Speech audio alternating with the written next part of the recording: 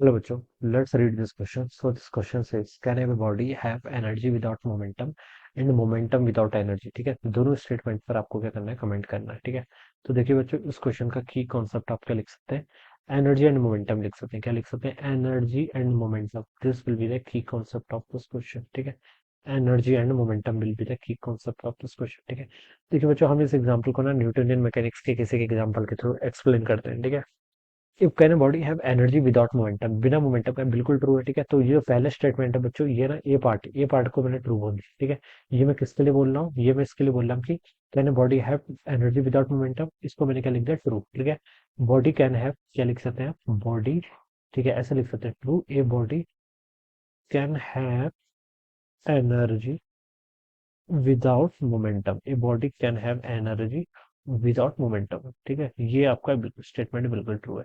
True है कैसे, देखिए बच्चों, मतलब इसके पास देखिए मोमेंटम से क्या रिलेट हो रहा है, मोमेंटम से आपका काइनेटिक एनर्जी का रिलेशन आता है। काइनेटिक एनर्जी क्या होती है, आपकी हाफ एम स्क्वायर होता है, या फिर आप इसको ऐसे भी लिख सकते हैं कि आप P square by two M के इक्वल। ठीक है, तो यहाँ पर आपकी काइनेटिक एनर्जी और मोमेंटम के बीच में ये रिलेशन है। ठीक है, अब बच्चों देखिए, अगर किसी बॉडी के पास मोमेंटम है, ठीक है, can a body have energy without momentum, अगर किसी एक बॉडी के पास क्या आपका मोमेंटम है, ठीक है, मोमेंटम अगर आपका किसी बॉडी का नॉन जीरो है, इसका मतलब है उस बॉडी की काइनेटिक एनर्जी भी क्या होगी, नॉन जीरो होगी। ठीक है, क्योंकि देखिए कोई बॉडी है, इसका मतलब उसका मास तो होगा, तो टू एम तो आपका नॉन जीरो है ऑलवेज। ठीक है, और अगर मोमेंटम भी नॉन जीरो के इक्वल है, दैट मीन्स काइनेटिक एनर्जी भी क्या होगी, आपकी नॉन जीरो के इक्वल। तो अगर किसी बॉडी के पास मोमेंटम है, तो उसका मतलब उसकी काइनेटिक एनर्जी क्या होगी, ऑलवेज होगी। ठीक है, मोमेंटम नॉन जीरो है तो काइनेटिक एनर्जी भी क्या होगी, ऑलवेज नॉन जीरो होगी। ठीक है, अब हमें देखिए, अगर कोई, मान लीजिए कोई बॉडी आपकी स्टेशनरी है, उसकी वेलोसिटी जीरो है। ठीक है, if a body is at stationary, if a body is stationary, ठीक है, if a body is stationary लिख लीजिए, या if a body is at rest, rest पर है अगर कोई बॉडी, तो देखिए बच्चों, इसकी जो काइनेटिक एनर्जी होगी, अगर मैं इसकी काइनेटिक एनर्जी की बात करूं, तो वो तो जीरो पे इक्वल हो जाएगी, क्योंकि वेलोसिटी जीरो है, तो यहाँ से भी काइनेटिक एनर्जी जीरो, और मोमेंटम जीरो होगा तो वहां से भी आपकी काइनेटिक एनर्जी जीरो। ठीक है, but potential energy can not be, it is not necessary that potential energy is zero. ठीक है, पोटेंशियल एनर्जी नॉन जीरो हो सकती है। ठीक है, ये हो भी सकती है, ठीक है, और नहीं भी हो सकती है। जैसे मान लीजिए कोई ऑब्जेक्ट को हमने देखे, कोई ऑब्जेक्ट है जिसका मास एम है, अगर आपने इसको ग्राउंड से, ठीक है, किसी एच हाइट पर रख दिया है, ठीक है, तो हम बोल सकते हैं कि इसके पास क्या होगी, कुछ ना कुछ पोटेंशियल एनर्जी होगी, और कितनी होगी, एम जी एच के इक्वल। ठीक है, जैसे अगर इस बॉडी को, अगर हम यहाँ से, अगर आपके पास मान लीजिए कोई बॉडी है, आपने इसको क्या कर दिया, ड्रॉप कर दिया किसी हाइट एच से, तभी नीचे की तरफ आएगी ना, तो क्यों आ रही है, because it possess some potential energy, इसके पास पोटेंशियल एनर्जी है, इस पोटेंशियल एनर्जी के कारण ही बॉडी अपनी नीचे की तरफ क्या होती है, डाउन, ड्रॉप डाउन होती है। ठीक है, तो इसलिए हम बता सकते हैं कि किसी बॉडी के पास पोटेंशियल एनर्जी क्या यहाँ पर है, पोटेंशियल एनर्जी क्या इसके यहाँ पर नॉन जीरो की है, इक्वल है।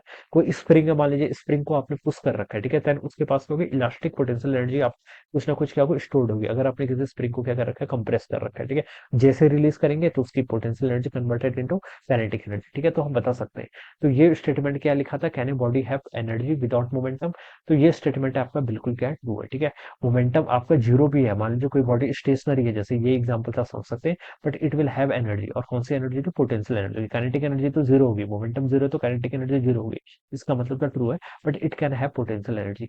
नेक्स्ट स्टेटमेंट लिखा है कि momentum without energy, without energy के क्या मोमेंटम पॉसिबल है, मोमेंटम विदाउट एनर्जी। ठीक है, तो बच्चों दिस स्टेटमेंट इज इनकरेक्ट। ठीक है, जो सेकंड स्टेटमेंट है वो क्या होगा बच्चों, आपका इनकरेक्ट होगा। ठीक है, अगर एनर्जी होगी तभी आपका क्या होगा, मोमेंटम होगा। ठीक है, एनर्जी होगी, मोमेंटम होने के लिए आपका एनर्जी का होना क्या जरूरी है। ठीक है, मोमेंटम अगर नॉन जीरो है तो इससे क्या स्पेसिफाई हो रहा है, आपकी kinetic energy must always be non zero. ठीक है, तो विदाउट एनर्जी पॉसिबल नहीं है। ठीक है, अगर काइनेटिक एनर्जी भी जीरो है, पोटेंशियल एनर्जी भी जीरो है, तो मोमेंटम तो ऑब्वियस सी बात है जीरो होगा। ठीक है, तो रिवर्स स्टेटमेंट आपका इनकरेक्ट है। ठीक है, तो हम लिख सकते हैं कि फर्स्ट वाला तो ट्रू है, और सेकंड वाला क्या होगा, आपका यहाँ पर से इनकरेक्ट हो जाएगा। ठीक है, momentum without energy, this is incorrect. All right, so I hope you understood this concept. All the best and thank you so much.